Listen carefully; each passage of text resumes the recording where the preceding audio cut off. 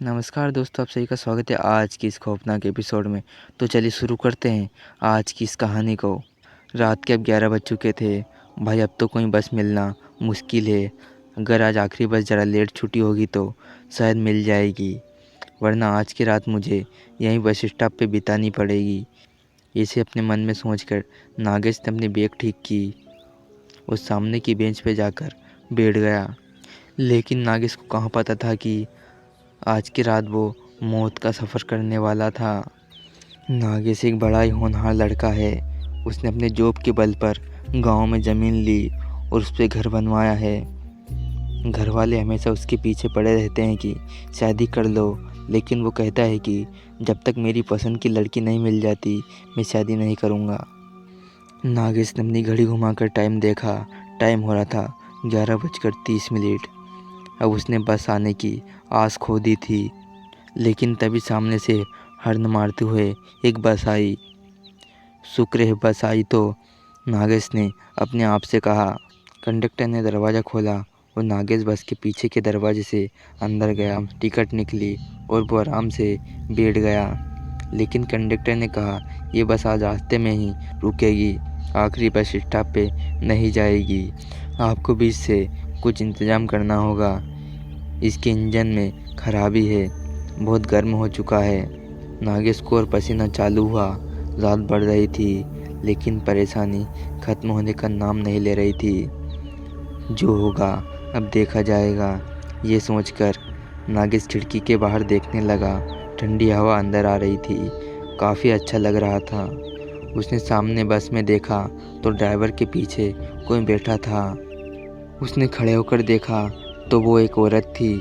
इतनी रात को इस रास्ते पे कोई औरत को नागेश ने इसके पहले कभी नहीं देखा था। उसने सोचा कि ड्राइवर या कंडक्टर का कोई रिश्तेदार होगा।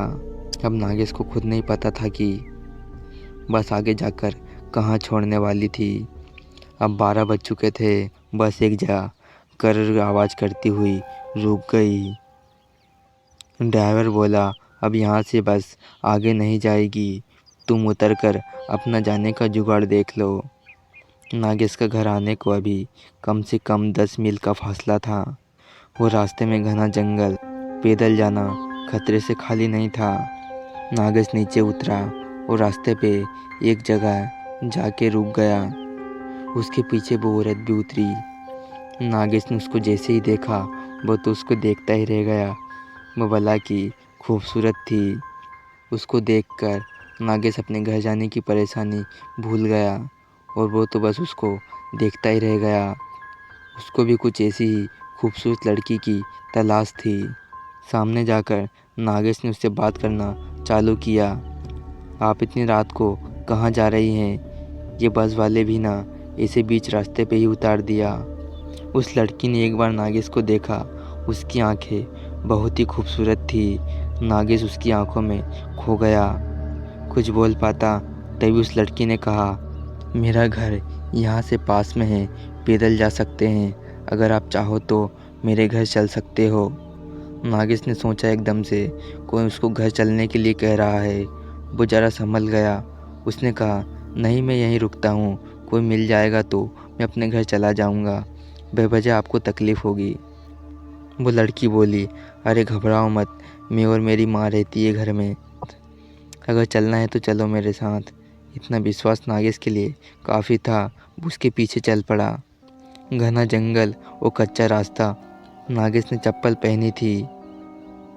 उसको जल्दी चलना मुश्किल हो रहा था। काफ़ी दूर जाने के बाद नागेश के पैर में गीली मिट्टी फंसने लगी थी। रास्ते में दोनों ने बिल्कुल भी बात नहीं की। अचानक नागेश की चप्पल में कीचड़ अटक गई।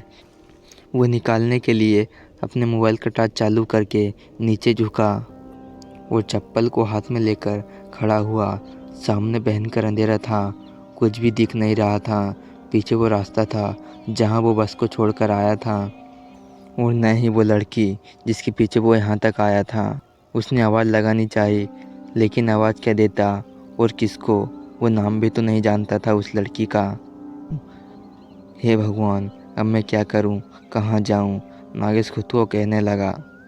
नागेश ने अपने मोबाइल में देखा। अब तो बैटरी भी नहीं है ज़्यादा और नेटवर्क भी नहीं। उस जंगल में लाइट लगाने के लिए काम आएगी सोचकर उसने मोबाइल को बंद किया।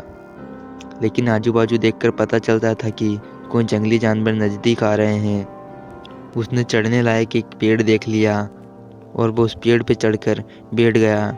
वहाँ उसको कोई खतरा नहीं था। अपनी बैग लेकर वो एक टहनी पर बैठ गया। नींद आ रही थी, लेकिन उसको वो लड़के का चेहरा सामने आ रहा था और डर था कि अगर सो गया और नीचे गिर गया तो लेने के देने पड़ जाएंगे। इसलिए आंखें फाड़ के उल्लू की तरह जाग रहा था। नीचे खूंखार जंगली सूअर घूम रहे थे। अच्छा हुआ वो ऊपर था, वरना क्या होता पता नहीं।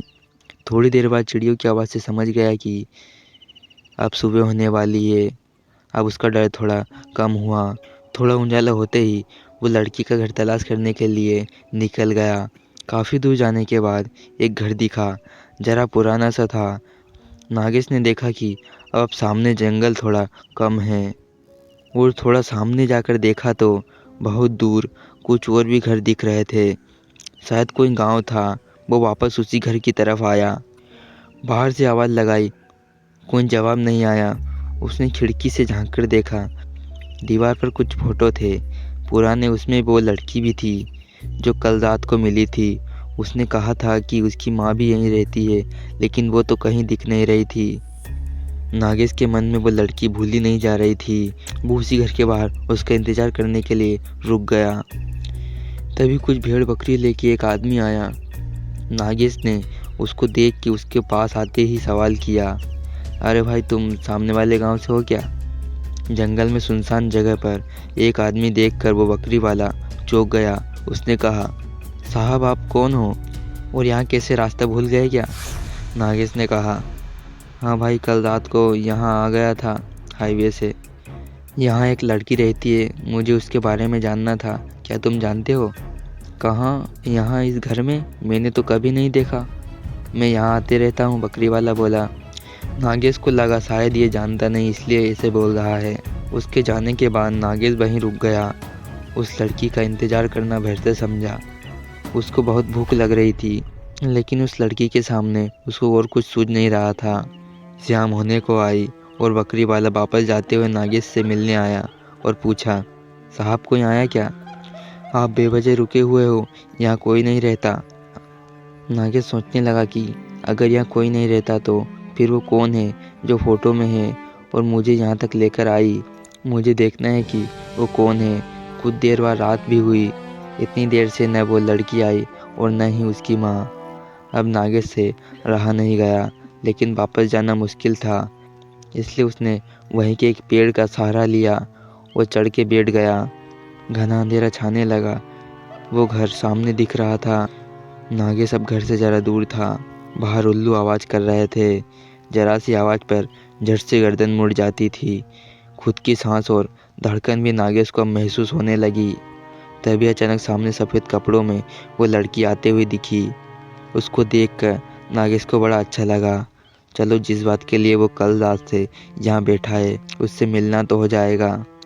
वो पेड़ से उतरने की कोशिश कर रहा था कि तभी उसकी नज़र उसके साथ चल रहे एक और परछाई की तरफ गई।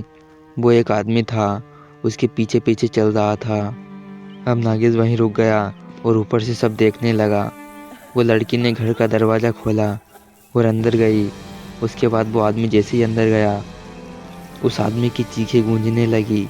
वो तड़प रहा था, चिल्ला रहा था, बचाओ बचाओ, मुझे छोड़ दो, मुझे माफ़ करो, मैंने तुम्हारा क्या बिगाड़ा है। नागेश इधर डर से काँप रहा था। नीचे उतरना अब वो भूल गया। कुछ देर बाद उस आदमी की चीखें बंद हो गई। सब शांत हो गया। वो आदमी शायद मर चुका था, ऐसा नागेश को लगा। वो वहीं पेड़ पर बैठा था। नागेश सुबह का इंतज़ार करने लगा। जैसे ही सुबह हुई वो पेड़ से उतरा। दरवाजे के बाहर तक खून बह रहा था। अंदर जाकर देखने की हिम्मत नहीं थी। वो जहाँ रास्ता मिला उधर भागते हुए चला गया। उसने अंदर वो लड़की है या नहीं ये भी नहीं देखा। भागते हुए कैसे तो पर उसे हाईवे मिल गया और अपने घर तक पहुंच गया। तो दोस्तों, ये थी आज की कहानी। दोस्तों, आपको कहानी अच्छी लगी हो तो चैनल को ज़रूर सब्सक्राइब कर ले। तो दोस्तों, मिलती है आपको किसी और डरावनी कहानी के साथ। तब तक के लिए बाय बाय।